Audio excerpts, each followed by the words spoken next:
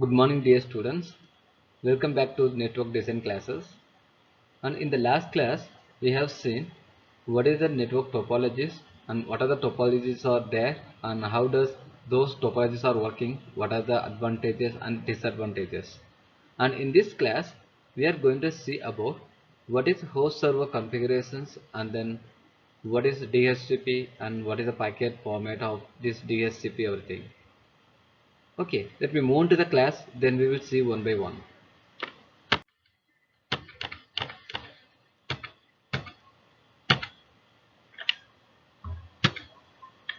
Right.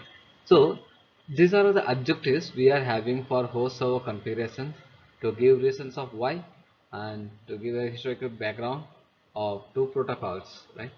And to define DHCP and then discuss something that DHCP operations and then how the DHCP uses in the ports and how that clients are going for the releasing the IP addresses from the DHCP servers. Okay. Right.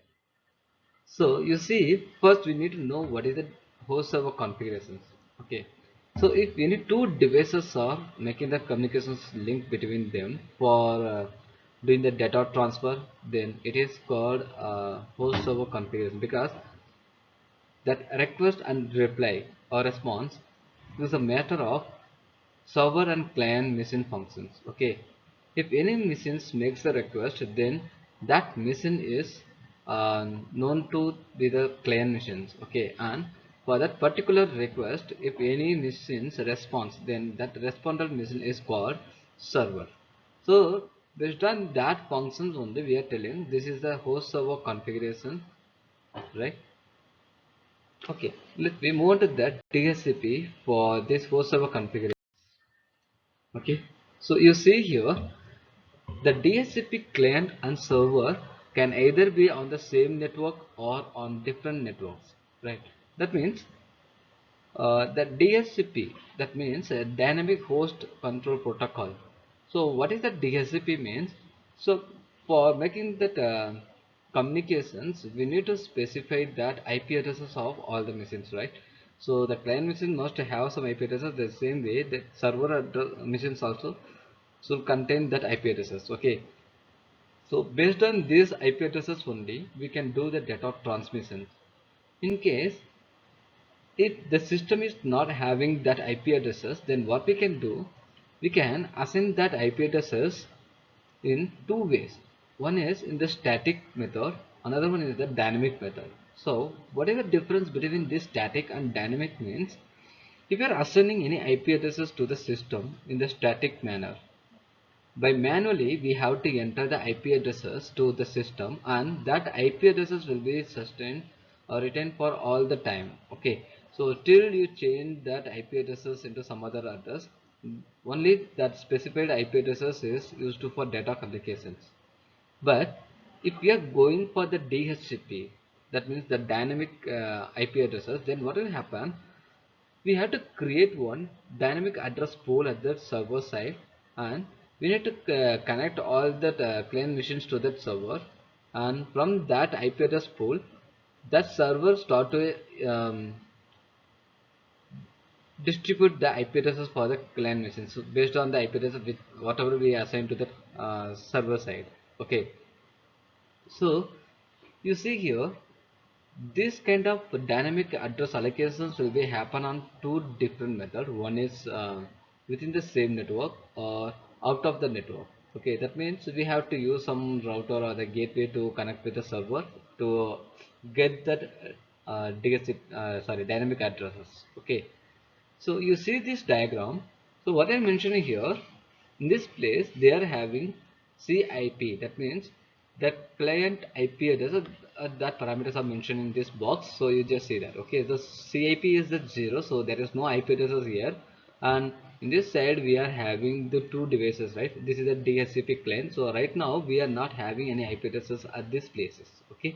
And in this DHCP server we are having the server machines which have some IP addresses.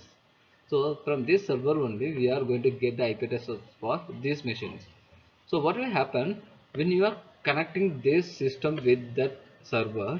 It will start to send the request to the server. Okay, so you see here that client IP address is 0 now, and then it is forwarding that server IP addresses. Okay, they are mentioning it is 1. Yes, that means some IP addresses. Okay, so in this list, this client machine is passing that request, and here the port number of client and then server is 68 and then 67. So what will happen here to that DHCP server port number 67, the client machine sending the request. Okay, so after receiving this request, that server will read what kind of request it is, and it will start to assign the IP addresses to the received request missions. Okay, so here you see in this diagram, we are mentioning the DHCP reply, and in this reply, in the first place we are mentioning the server IP addresses. After that, it is ones, but in this request we are having the zeros,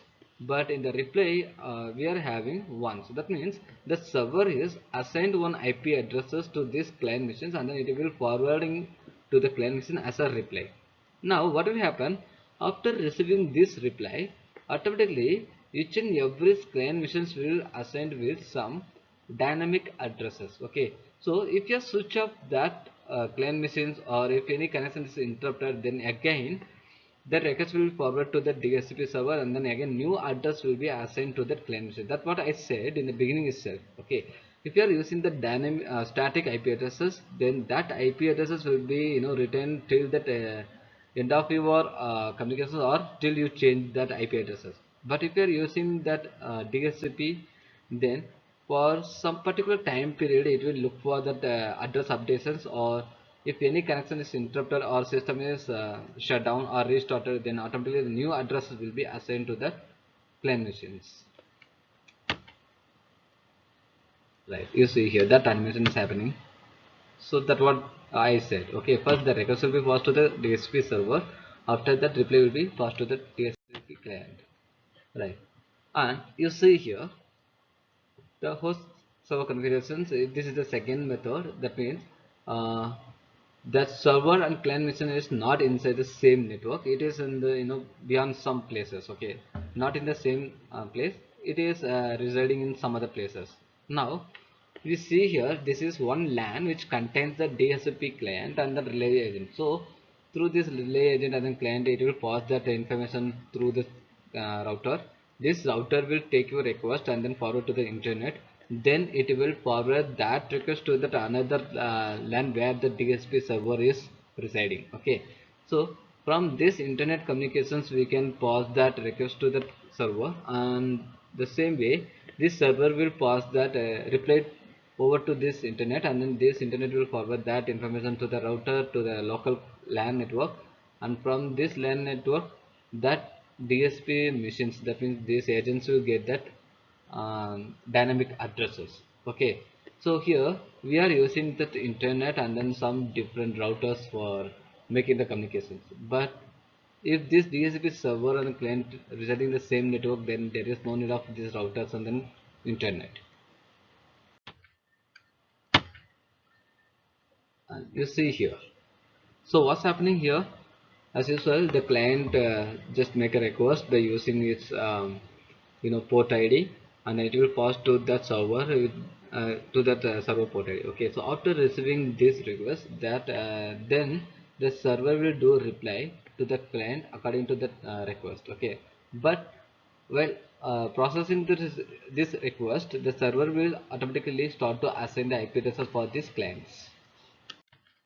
Okay, and this is the DHCP packet format, and you see here it contains a 32-bit of information, and then here we are having the different fields for accessing the DHCP. So first one is the operation code, and then hardware type, and then hardware length, and then hop count. So this hop count means that how many system it is crossing. Okay, and then transaction ID, then number of seconds, how much seconds it should be alive, and then flags. So the flags we can mention whether it is for a unicast or the multicast. Okay, that means suppose if you want to create only one IP address for one single system, then it is a unicast, or if you are going to assign multiple addresses, okay, then it will be comes under that multicast. Okay, and then client IP addresses and then your IP addresses. So here what is that client IP addresses, your IP addresses? It is just like our machine IP addresses, and then client IP addresses we don't know. After receiving the packet only we can fill with this client IP addresses from the server. After that it is the server IP addresses and then gateway IP addresses. If you are using that different locations for connecting the DHCP client and then server, then that moment we have to use this gateway IP addresses. Suppose if your machines are residing the same network, then there is no need of using this gateway, but still that router IP address will be acting like a gateway IP addresses in this place. Okay, and then client hardware address and then server name and then boot file name and then options. So these are the field variables we are having inside this DHCP packet, and this is the flag format.